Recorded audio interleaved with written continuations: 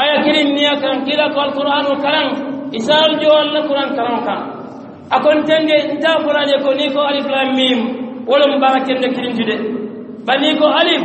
ala be baratan sabili ni ko lam ala be baratan sabili ni ko mim ala be baratan sabili akam de ko alif lam mim kila ko fatil ka taradun ako wala baraji tan sabati ada kaman ni wala ba sabili ila ko damma alif lam mim sayni atanu ya aya mu me karandu sayni atanu ya safa mu me karandu sayni atanu ya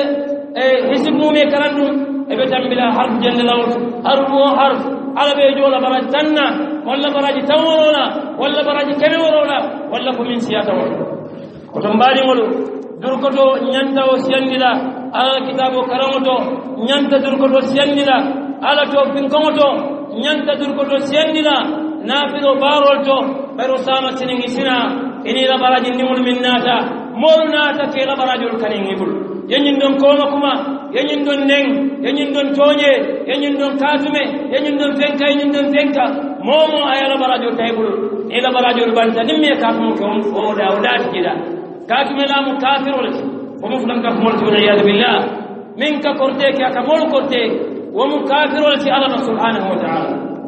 korte man betea korte mu kafir yale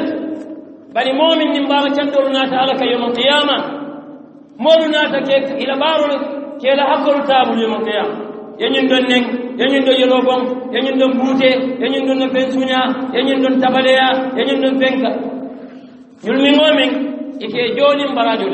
ibe barajul bila ila barakandol so ye jona ni law barajul banta wato minna ila barajul ibnaul ta'ala kalek mo kan kodek kila ya sallallahu alaihi wasallam hadithu do to ko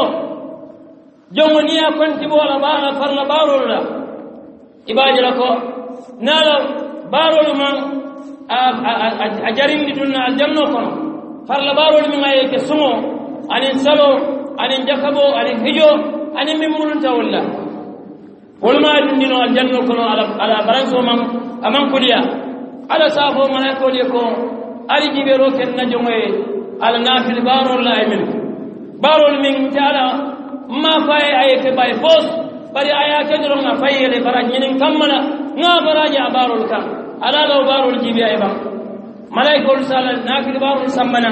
ala nyin nafil sumul min akeke anin nafilul min akeke salolto barakem de kotamul min akeke min man ka kam barlot isawul baraji wala ala nyin farla barajo kam ibajana ko ala barajo kuliya asadum aljannu kono sawabu o dole atinna mo kana ko matu barakendo barola algan durko do ke barakendo baro Abdullah ibn Umar radiyallahu ta'ala anhuma birin kila sallallahu alaihi wasallam kila sallallahu alaihi wasallam ako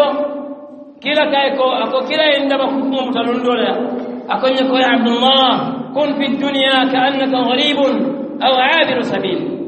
ita Abdullah ta'ala jomo tara duniya kono koyte mutumaran kewle tunun dawla muy